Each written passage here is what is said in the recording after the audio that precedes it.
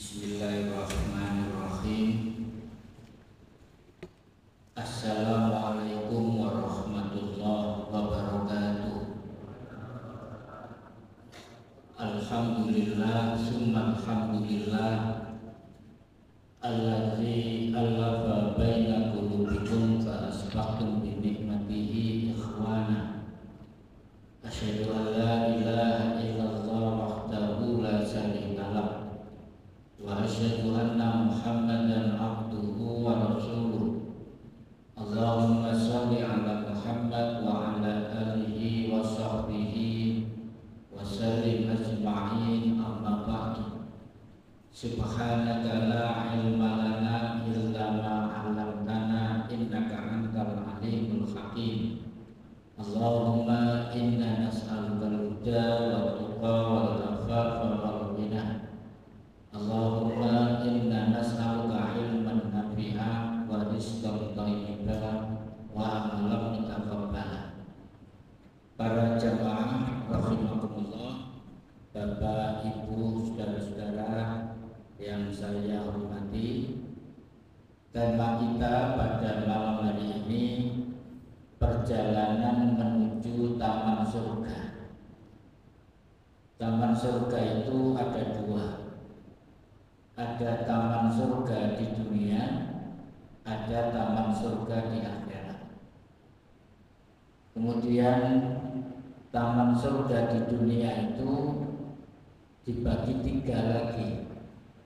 Yang pertama majelis ilmu, yang kedua majelis zikir, yang ketiga satu tempat namanya raudhah. Kemudian orang-orang yang terbiasa di dunia menghadiri taman surga atau duduk di taman surga di tiga tempat tadi, majelis ilmu, majelis zikir, dan di raudhah, maka nanti ketika di akhirat mereka juga akan dihadirkan di taman surga yang sesungguhnya. Saya mulai dari taman surga di dunia. Yang pertama majelis ilmu. Rasulullah Shallallahu Alaihi Wasallam bersabda, Bismillahirrahmanirrahim. Idza marartum bi riyadil jannah, apabila kamu melewati taman-taman surga, fartahu, maka singgahlah dengan tenang. Ada yang menerjemahkan, maka minumlah di tempat itu sepuasnya. Kalau para sahabat bertanya, Ya Rasulullah, wahai Rasulullah, wa ma riyadul jannah, apa yang dimaksud dengan taman-taman surga itu? Qala, Nabi menjawab, majalisul ilmi, majelis taklim. Hadis sahih riwayat Imam At-Tabrani. Jadi para jamaah, termasuk anak-anak saya yang saya cintai di depan ini, Anda duduk saat ini bukan kaleng-kaleng, tapi kita sedang duduk di taman surga. Karena taman surga yang pertama adalah majelis ilmu. Kemudian hadis Imam Tabrani ini dikuatkan oleh hadis yang kedua yang diriwayatkan oleh Imam At-Tirmidzi. Rasulullah bersabda, Innallaha, sesungguhnya Allah, wa malaikatahu, dan malaikat-malaikatnya, wa ahlas samawati, dan seluruh penduduk langit, wal ardina, dan seluruh penduduk bumi, hatta namlata fi jufriha, sampai semut-semut yang ada di sarangnya, wa hattal hut, dan ikan-ikan di lautan, la yusalluna ala muallimin nasil khairan. Mereka pada mendoakan kepada orang-orang yang mengajarkan ilmu dan juga menuntut ilmu dalam kebaikan. Jadi kalau ada majelis ilmu, siapa yang mendoakan? Pertama Allah ridho, kedua malaikat mendoakan, kedua makhluk yang ada di langit seluruhnya mendoakan, kemudian makhluk yang ada di bumi mendoakan, 5 semut di sarangnya mendoakan, yang keenam ikan-ikan di lautan mendoakan. Ini kan luar biasa sebetulnya. Saya ingin bercerita tentang semut para jamaah sekalian, betapa doa semut itu mustajab. Terjadi ketika Nabi Sulaiman alaihissalam akan melakukan doa bersama di tanah lapang karena mengalami kemarau yang panjang waktu itu. Ya kalau bahasa kita hari inilah sholat istisqa, sholat minta hujan. Ternyata langkah-langkah umatnya Nabi Sulaiman itu ini membuat rajanya semut mengatakan, wahai seluruh semut-semut, kembalilah kalian ke liang-liang kalian. Takutnya kalian terinjak pasukan Nabi Sulaiman. Nabi Sulaiman mendengar dan Nabi Sulaiman tersenyum. Karena Nabi Sulaiman itu kan bisa mengerti bahasa hewan. Sama dengan ada kiai di Malang itu katanya bisa bahasa semut, namanya gufron. Wallahu alam itu benar apa tidak, saya tidak begitu yakin ya.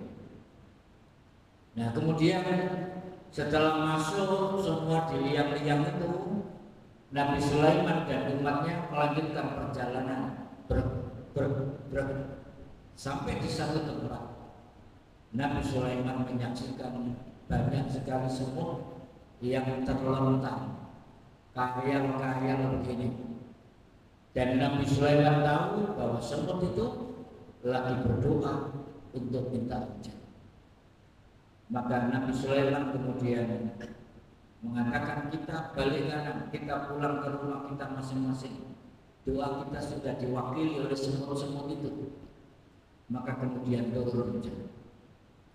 Jadi yang pertama, semut ini berdoa untuk umatnya Nabi Sulaiman.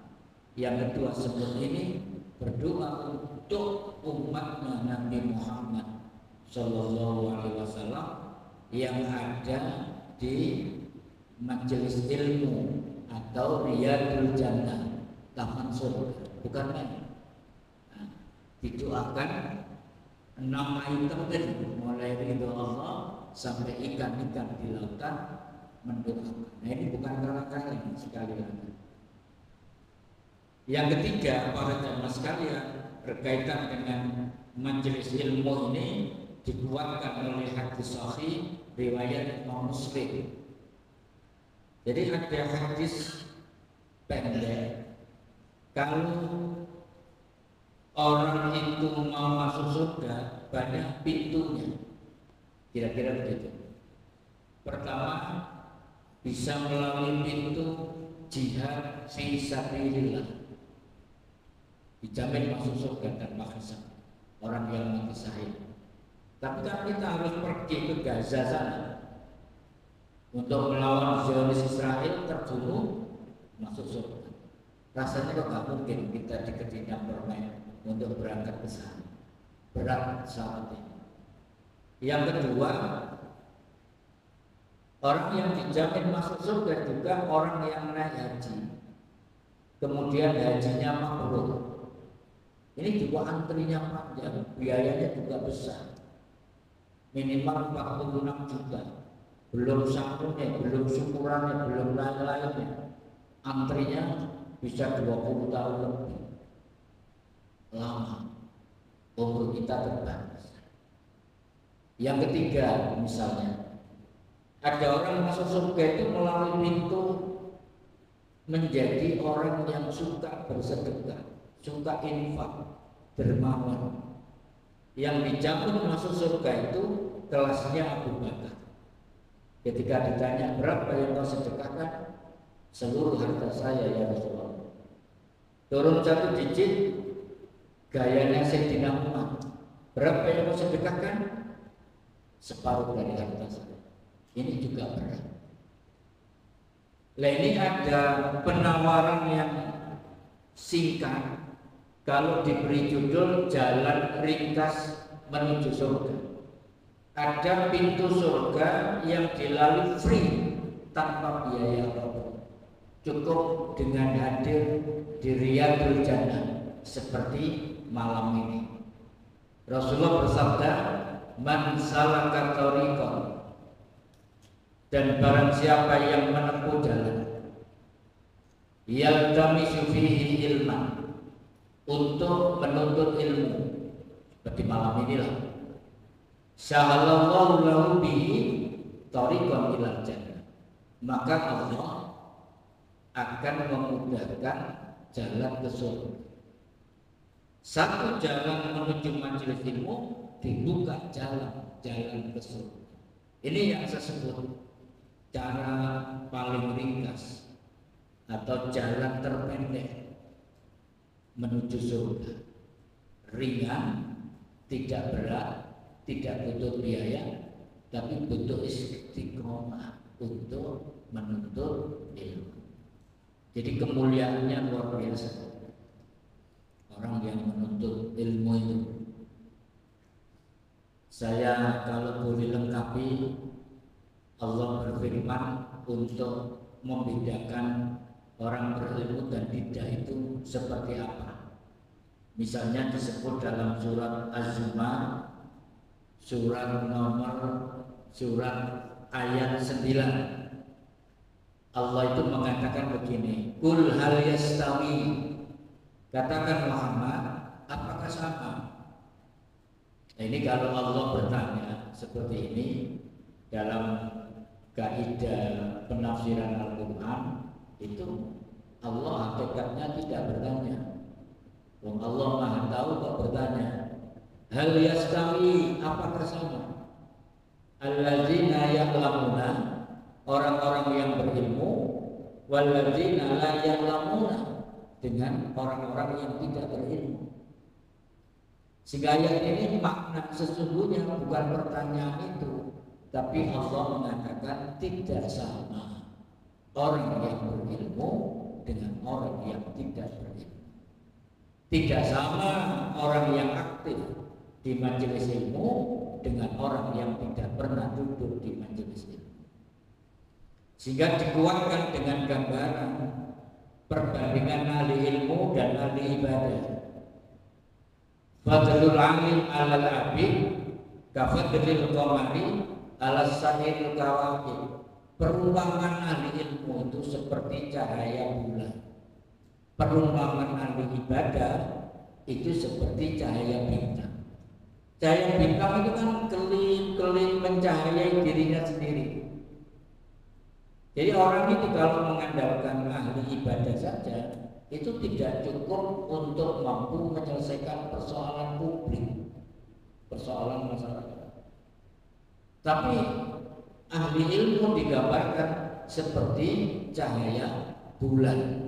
Bulan itu kan memantulkan cahaya matahari untuk menyinari bumi.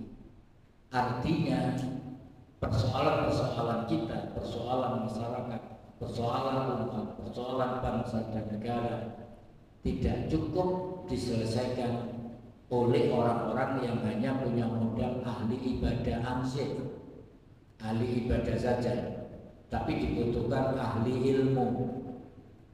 Misalnya sekarang itu republik ini sedang darurat judi online. Jadi kalau saya punya data para jamaah sekalian yang cukup mengerikan, ini gimana solusinya ini? Judi online ini. Saya punya data riset di Kompas itu tahun 2024 ini perputaran judi online itu tembus 600 triliun. Itu kono dapat banjir ke tindak online. Kemudian yang mengerikan lagi, ribuan anak di bawah 11 tahun main judi online.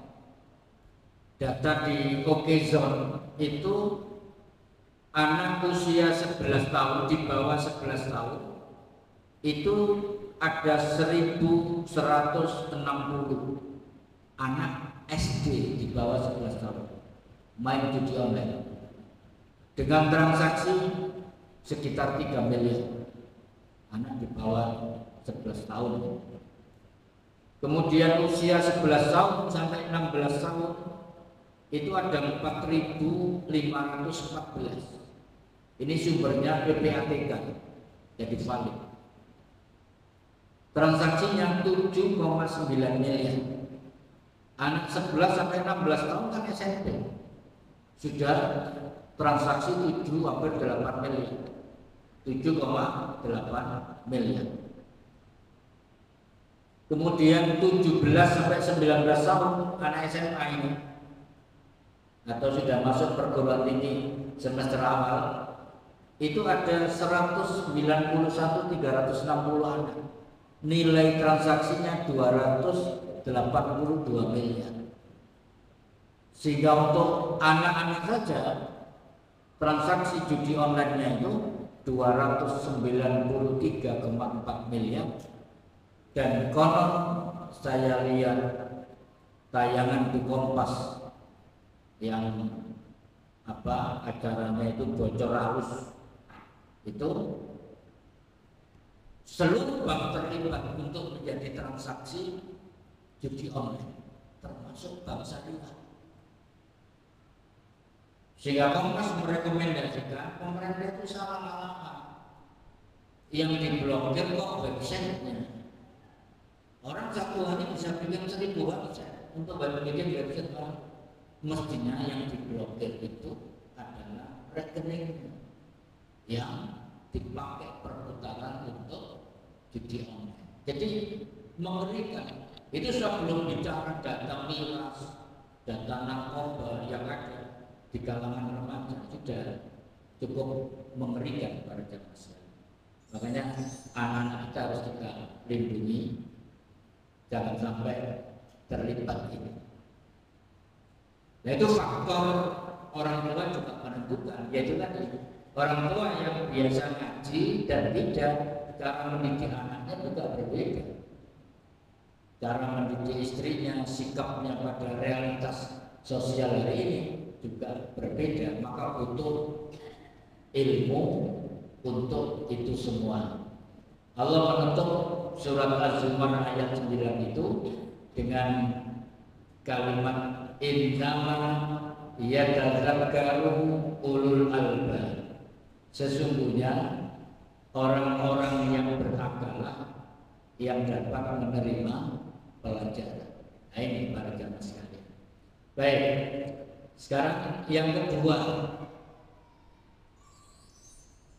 Yang kedua, majelis zikir sebagai taman surga.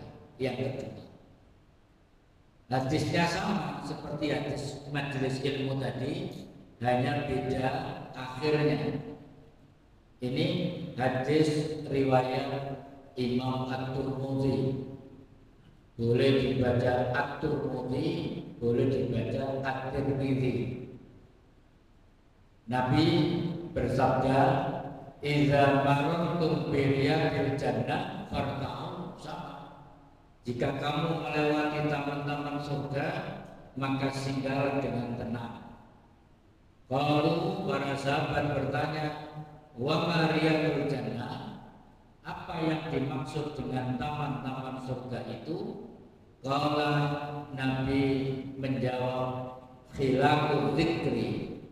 Taman surga itu adalah halaqah zikir. Apa bedanya majelis dan halaqah yang ini? Halaqah itu biasanya bentuk lingkaran-lingkaran seseorang melakukan kegiatan. Halaqah ilmu juga boleh, halaqah zikir juga boleh. Halaqah itu kelompok-kelompok. Jadi dari sini para jamaah sekalian, zikir itu ada dua. Kalau awalnya zikir itu yang disebut dalam Al-Quran tadarruan wa khufyan. Tadarru itu DP merendahkan diri kepada Allah. Wa khufyatan suaranya pelan, sir. Makanya dalam praktek keagamaan kita, seorang imam sholat ada yang zikirnya sir, itu tadi landasannya tadarruan wa khufyatan. Ada yang jahar. Zikir jahar itu juga banyak hadisnya.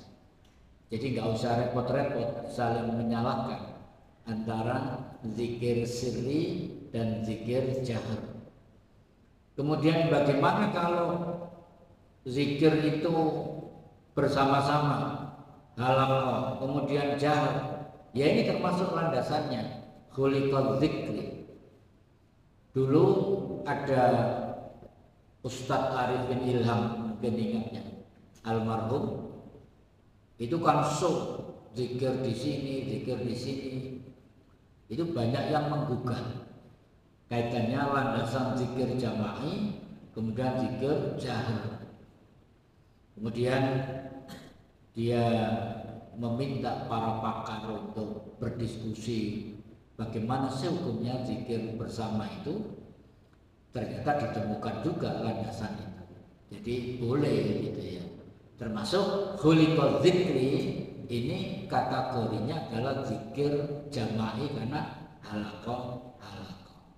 Nah itu. Jadi ada boleh dilakukan zikir keras kemudian bersama-sama. Nah, makanya di kalangan saudara kita, teman-teman nahdien, ada jamaah yasin tahlil. Itu kalau kita tanya dasarnya, dia bisa menemukan sekian landasannya. Biasanya yang membid'ahkan itu belum tanya dasarnya, keburu menyalahkan. Nah, ini payah kalau begini. Nah, ini khilaful zikri. Nah, para jamaah sekalian, zikir ini luar biasa. Saya kutipkan hadis sahih riwayat Imam Bukhari, riwayat Imam Muslim.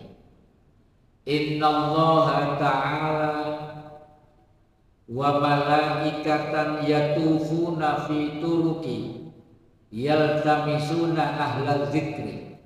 Sesungguhnya Allah memiliki malaikat-malaikat yang berkeliling jalan-jalan mencari ahli zikir. Ada pasukan yang disuruh oleh Allah dari malaikat untuk mencari ahli zikir. Fa idza wajadu qauman yadhkuruna Allah azza wa jalla. Jika mereka menemukan satu kaum, satu entitas umat yang sedang melakukan zikir kepada Allah yang Maha Perkasa, azza wa jalla itu Maha Perkasa. Jadi malaikat yang disuruh keliling mencari ahli zikir khuliqal zikri tadi, halaqah zikir, kalau sudah ketemu orang yang ahli zikir itu melakukan zikir, tanadau, mereka berseru. Salah satu malaikat berseru kepada malaikat yang lain, halumu ila hajatikum, marilah kalian menuju kebutuhan kalian. Jadi makanan utama malaikat itu zikir. Malaikat itu tidak makan, gak doyan lontong balap, tahu campur. Ya, konsumsi utama malaikat itu adalah berzikir. Makanya begitu salah satu mendapatkan orang yang berzikir dipanggil, halumu ila hajatikum, ini ada kebutuhan kalian. Kemudian yang menarik penutupnya ini, fayahufunahu bi ajnihatihim ila sama'i dunya. Lalu para malaikat itu mengelilingi mereka dengan sayap-sayapnya sampai tembus pada langit dunia. Jadi malaikat itu kemudian datang sampai menghamparkan sayapnya tembus langit dunia. Jadi malaikat itu gede banget bentuk aslinya. Makanya Nabi Muhammad waktu itu ketakutan ketika Jibril datang di Gua Hira mengatakan, "Iqra ya Muhammad, ma'ana biqari." Nabi Muhammad itu didekat oleh Jibril dan ketakutan sampai sempoyongan pulang, zamiluni, selimutilah, makin panas. Belum pernah mengalami berjumpa dengan makhluk Jibril itu. Jadi sayapnya saja bisa tembus ke langit dunia. Demi apa? Demi menghadiri orang-orang yang duduk di majelis zikir. Lah kalau kita zikir sendirian, apakah ada peluang ini? Ada. Setiap orang yang berzikir, maka malaikat ikut datang, dan itu hajat malaikat itu. Sangat suka dengan zikir. Jadi zikir itu penting. Kemudian para jamaah sekalian, apakah ada perintah zikir itu? Perintahnya dalam bentuk fi'il amr. Jadi kalau kita belajar bahasa Arab, ada perintah kok pakai fi'il amr, itu punya implikasi hukum wajib. Contoh, aqim sholat, tegakkan sholat. Sholat wajib 5 waktu. Lah zikir juga begitu. Surat Al-Ahzab misalnya ayat 41 sampai 42. Ya ayyuhalladzina amanu, hai orang-orang yang beriman, uzkurullah, berzikirlah kepada Allah. Wajib. Zikron kasiro, dengan zikir yang banyak, jangan sedikit. Zikir itu ibadah ghairu maqdar. Boleh berapapun, sebanyak-banyaknya, kapanpun dan dimanapun. Asal bukan tempat yang dilarang untuk menyebut nama Allah. WC misalnya. Boleh 1000 kali, 2000 kali zikir, boleh. Wasabihuhu bukratan wa asila, dan bertasbihlah di waktu pagi dan di waktu petang. Kemudian fadilah, banyak sekali fadilah zikir itu. Fadhkurni adzkurkum, karena itu ingatlah kamu kepadaku, niscaya aku ingat kepadamu, kata Allah. Bagaimana ingatnya Allah? Jadi para jamaah sekalian, sampai Allah itu pernah mengatakan, kalau kamu datang kepadaku dengan berjalan, aku akan datang kepadamu dengan berlari. Jadi apa kesimpulannya? Kalau kita ingat Allah sedikit, Allah ingat kita banyak. Makanya dalam Al-Quran ada istilah jamaliyah, ada istilah jalaliyah. Allah punya sifat ini. Jamaliyah, cintanya Allah itu jauh lebih besar daripada ghadabnya. Jalaliyah itu sifat marah atau ghadabnya itu sedikit.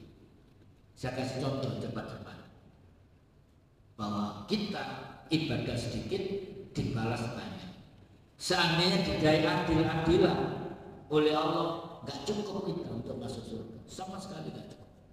Satu contoh, kalau ada orang niat berbuat baik, misalnya niat ngaji, tidak niat utang, maka dia nggak datang, maka ditulis satu kebaikan, padahal dia nggak datang. Kalau dia niat sedekah, belum sedekah dia, baru niat aku mau sedekah subuh, ditulis satu kebaikan. Tapi kalau dieksekusi sedekah betul, dimasukkan kaleng, belum, maka dilipatkan 10, 100, 700, bahkan tak terhingga. Bandingkan dengan perbuatan dosa sekarang. Kalau ada orang mau berbuat dosa, saya nanti coba main judi online. Si niat belum ditulis. Kalau kebaikan sudah ditulis satu. Niat berbuat jahat belum ditulis, baru niat. Tapi kalau dia eksekusi main betul judi online, bertransaksi, maka dosanya ditulis satu, tidak dilipatkan 10, apalagi 100, apalagi 700, apalagi tak terhingga. Ini kan apa? Nek digawe adil-adilan kan gak umat kan? Itu kan gambaran. Maka itulah jamaliyah Allah kepada hambanya. Marahnya Allah itu ditutupi oleh rahmatnya Allah. Jadi kesimpulan, kalau boleh disimpulkan ya, orang itu pada dasarnya nggak akan masuk neraka kalau gak nemen kekafirannya, kezalimannya, atau kefasikannya. Karena cara Allah membalas seperti itu. Fadhkuruni azkurkum. Ingatlah kamu kepadaku, aku akan ingat kepadamu lebih baik. Jika kamu berjalan kepadaku, aku akan berlari mendatangi kamu. Luar biasa. Nah kemudian zikir itu fadilah berikutnya para jamaah sekalian. Zikir itu konsumsinya. Ini ada kasus di TikTok itu, ada Gus Miftah namanya, bahkan ini menjadi utusan Presiden Prabowo dengan menghinakan di TikTok, menghina penjual es teh, goblok kalimatnya itu berkaitan dengan zikir. Coba perhatikan, saya baca ayatnya. Alladzina amanu wa tatma'innu qulubuhum bi dzikrillah.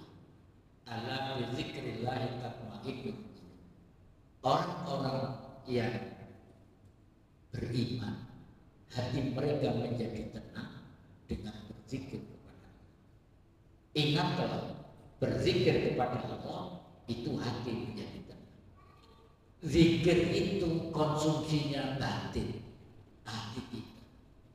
Sehingga kalau orang itu zikirnya benar, maka hatinya ini akan terbimbing. Kemudian keluarnya hati melalui lisan ini akan ada kalimat-kalimat yang baik. Kalau hatinya itu bersih, misalnya ini kan gelas ini ibarat hati. Kalau gelas ini isi air putih, ketika saya tuangkan sing mancur ya mesti air putih. Kalau kopi ya kopi.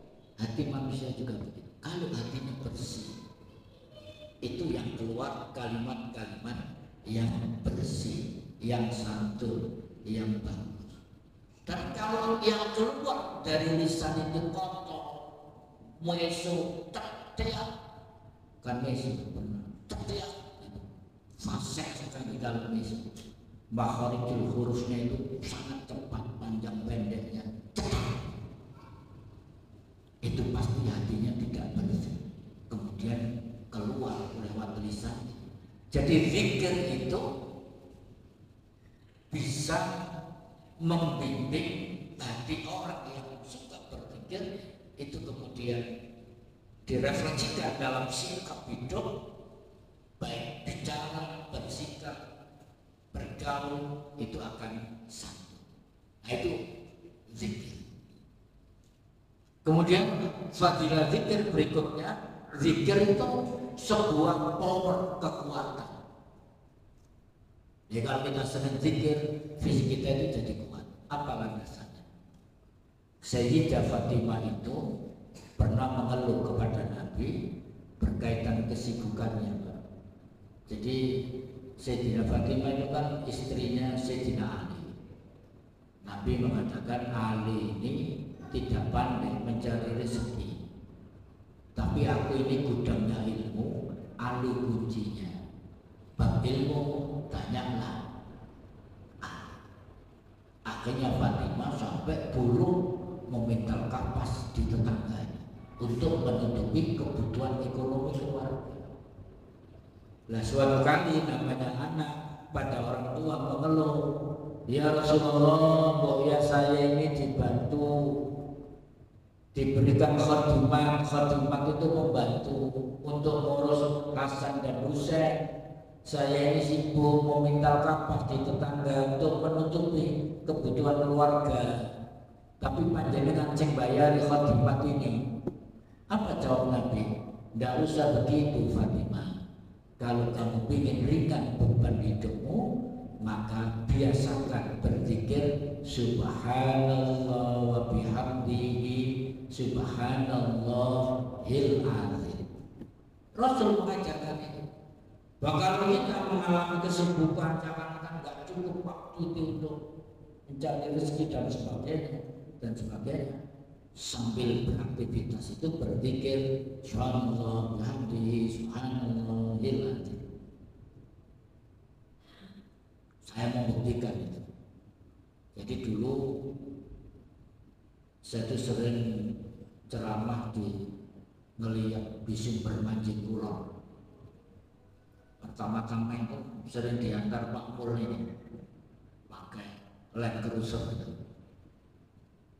Beberapa kali diantar beliau ke sana. Lama-lama ada mobilnya kawan yang saya pakai. Nah, kawan saya ini kan tua, sampai di belum ada tol waktu itu, sampai di Pandaan sudah ngantuk saya nyopir. Saya tiap nyopir itu minum Kratin Den biar nggak ngantuk. Saya ingin membuktikan apakah betul zikir ini menjadi sumber kekuatan. Kratin Den tahu saya zikir aja. Ya istighfar, ya subhanallah, ya alhamdulillah. Ternyata betul sampai kalian itu saya buka. Jadi zikir itu juga kekuatan. Makanya kalau kita rajin berzikir, itu kita insya Allah jadi sehat. Rajin berzikir, sehat hatinya, juga sehat fisiknya. Dan zikir yang terbaik itu apa? Qiraatul Quran, membaca Al-Quran. Sebentar Quran itu syifaun lima fisud, obat apa yang ada di dalam hati. Kalau Pak Rum menafsirkan, di samping obat yang ada di dalam hati, kata syifaun itu Al-Quran juga obat fisik. Maka siapa yang istiqomah baca Al-Quran sebagai zikir kepada Allah, yang diberikan kekuatan. Baik, yang ketiga sekarang, dan cukup waktunya. Taman surga yang ketiga adalah Raudhah. Raudhah itu di Masjid Nabawi. Saya sampai tuangkan di sini panjang kali lebarnya berapa. Dan itu hadisnya, ma baina baiti wa mimbari raudhatun min riyadil jannah. Tempat yang terletak di antara rumahku dan mimbarku adalah salah satu di antara taman-taman surga. Jadi ini mimbar Nabi, itu rumah Nabi, yang sekarang makam Nabi itu rumah Nabi Aisyah. Jadi persis itu Aisyah. Kalau kita baca sejarah, sebelum Aisyah itu Hafsah, Aisyah istri yang lain. Jadi yang sekarang makam Nabi, antara makam Nabi sampai mimbar ini jaraknya 22 meter. Kesananya 15 meter. Itulah Raudhah. Sekarang ada pandangan dari seorang ulama besar namanya Ibnu Hajar Al-Asqalani, seorang ulama yang memberikan syarah Sahih Bukhari namanya Fathul Bari. Dia bicara tentang kemuliaan Raudhah. Satu, tempat ini mirip seperti taman-taman di surga. Orang yang duduk dan beribadah di sana akan merasakan ketenangan seperti tenang dan tentramnya di taman surga di akhirat. Ibadah di tempat ini dua merupakan penyebab masuk surga. Jadi kalau kita ibadah, sholat, tilawah, zikir di Raudhah itu bisa menyebabkan kita masuk surga. 3, tempat ini akan diangkat dan dipindahkan ke surga. Ini Ibnu Hajar Al-Asqalani bicara tentang Raudhah. Makanya jadi rebutan. Orang seluruh dunia rebutan beribadah di Raudhah. Nah, ukurannya saya ulangi ya. Ukurannya itu 22 meter kali 15 meter. Berarti 330 meter persegi. Kesininya 22, kesananya 15 meter. 330 meter persegi dipakai rebutan orang seluruh dunia. Waktu saya haji tahun 2018 itu masih Raudhah itu dibedakan dengan karpetnya warna hijau. Kalau warna merah sudah bukan Raudhah lagi. Wallahu a'lam bishawab. Katanya sudah berubah. Jadi kalau dulu dibatasi dengan karpet warna hijau. Jadi kalau pas umroh, pas haji, jangan sampai lewatkan untuk ke Raudhah karena ini taman surga yang ketiga.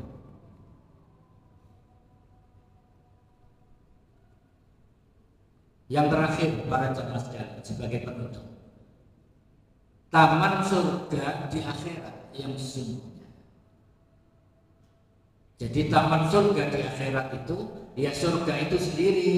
Apakah Jannatul Firdaus turun, Jannatul Adnin turun, Jannatul Ma'wa dan terusnya. Saya coba kutipkan contoh Jannatul Adnin. Itu disebut dalam surat Ar-Ra'd surat 13 ayat 23 sampai 24. Allah berfirman, Bismillahirrahmanirrahim. Jannatu adnin, yaitu surga Aden, yadkhulunaha, mereka masuk ke dalam surga itu, wa man sholaha min abaihim, beserta bapaknya yang soleh, jenengan bapak, wazwajin, istri-istrinya, bojo jenengan, wa dzurriyyatihi, dan anak cucunya. Ini Al-Quran mengajarkan kepada kita, kalau masuk surga itu jangan sendirian, jangan ada yang ngantri. Bapaknya masuk, ibunya masuk, anaknya masuk. Nah sekarang di dunia ini dipersiapkan. Kita itu harus sering mikir, apakah istri saya nanti punya kelayakan ya mendampingi saya di surga? Apakah anak saya on the track di belakang kita, belakang bapak ibu, untuk masuk ke dalam surga? Ini persoalan.